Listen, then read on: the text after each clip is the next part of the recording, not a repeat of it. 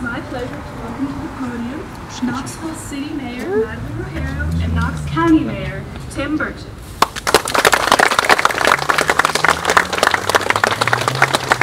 Good afternoon. Come on up here, Mayor Burchett. Yes, ma'am. See, this is called, somebody called this table or this little stand a booster, and I call it an equalizer. As tall as the guys up here on the podium. Well, first of all, Mayor Burchett and I have a joint proclamation that he always wants me to read. I get to read it, so you look important as you're standing there, okay, as I'm reading. Okay, this is a proclamation on behalf of the people of the city of Knoxville and Knox County by Mayors Madeline Rogero and Tim Burchett to publicly recognize Workers' Memorial Day. Whereas Tennessee workers deserve to work in a safe and healthy environment, and whereas we remember those who have died in workplace catastrophes, suffered diseases because of exposure to toxic substances, or been injured because of dangerous conditions. And we rededicate ourselves to the fight for safe workplaces. And whereas the core theme for Workers' Memorial Day has been mourn for the dead, fight for the living, Mother Jones. And whereas in the state of Tennessee, far too many workers lose their lives because of work-related injuries or illnesses. And whereas continuing efforts are needed to improve safety in construction work and at all work sites and promote public awareness about the dangers of work zones and work site hazards. And whereas the city of Knoxville and the county of Knox, I was going to say county of Knox. okay, we'll do that again. Whereas the city of Knoxville In the county of Knox. join in remembrance and honor of those workers who have suffered and died in the workplace. Now therefore we, Madeline Rogero, City of Knoxville Mayor, And Tim Burchett, Knox County Mayor. do hereby proclaim April 28, 2012 to be Workers' Memorial Day in Knoxville and Knox County, and urge all citizens to join in this service.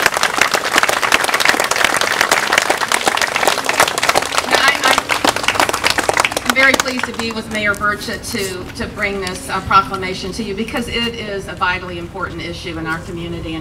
And I do want to take a second to recognize Tank Strickland, who is our senior director of community relations in my administration, and he is a point of contact if you ever need me.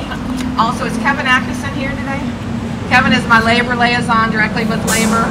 He's with Labor's Local 818. We've got some other laborers here.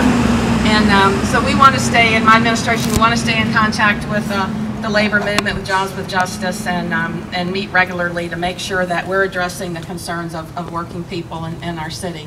You know, through my career, I have been involved with a number of different workers groups and workers out there, starting with farm workers who had to fight against pesticides being sprayed on them, and actually who fought, I don't know if you know this, they used to be required to use the short-handled hoe, and they fought to be able to use the long-handled hoe because it was so debilitating to farm workers to be there in the fields. And I've been associated with textile workers who suffered from brown lung disease, and with mine workers who suffered from black lung and from cave-ins and other kinds of injuries. And so the reason why we have the laws that we do today is because, first of all, so many have suffered before we had them.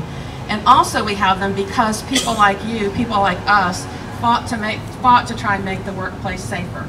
So as the city mayor, knowing that we have police and fire and public service workers, a lot of those who are out there risking their lives really on every single day, we are working to make sure that our workforce is safe. And I appreciate that Jobs with Justice is concerned about the public sector, about our public employees. So I hope you will get with them and work with them to make sure that we're being successful in protecting them. So thank you all for being here today, and let's continue to make sure we remember those who have, like Mother Jones said, mourn for the dead, but fight for the living.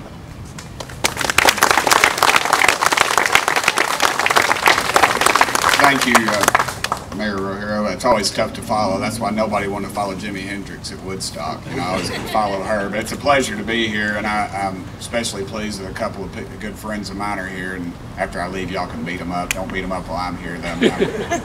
I'm telling you, they are. It's my buddy Roy Cruz over here, Teamster, and is also my labor liaison to the community.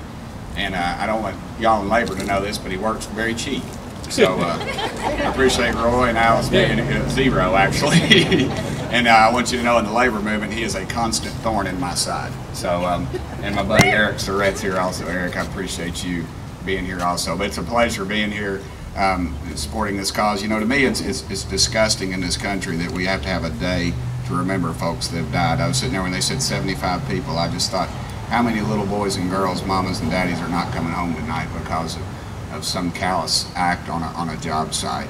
So I'm pleased to be here with y'all. I mentioned the lady who was up here from the United Campus Workers. I guess I was kind of their patron saint when I was in the legislature. And I leaned over to Mayor Rohero and I said, "Do you remember when you were that girl?" And because she was very energetic, and Madeline leaned back to me, she said, "I still am that."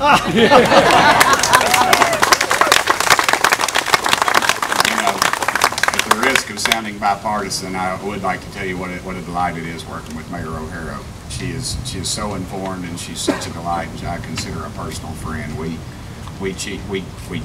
tweet back and forth, and we do not cheat. We're, Facebook friends, we do all that stuff, and we're back and forth talking to each other every day, and it's just a delight. And I would ask y'all, if you do have any problems dealing with the county, you holler at me. I'm in the phone book. If you've got a problem, I've got a problem. But if it's a labor issue, run it through my man Roy back there, and he can, because he has a standing appointment. He never has an appointment. He just comes in, and I either get my checkbook out because I know he's soliciting money for a charity, or I get my pen and paper out because I know he's got some marching orders. So it's a pleasure being here with y'all, and thank you very much for this opportunity.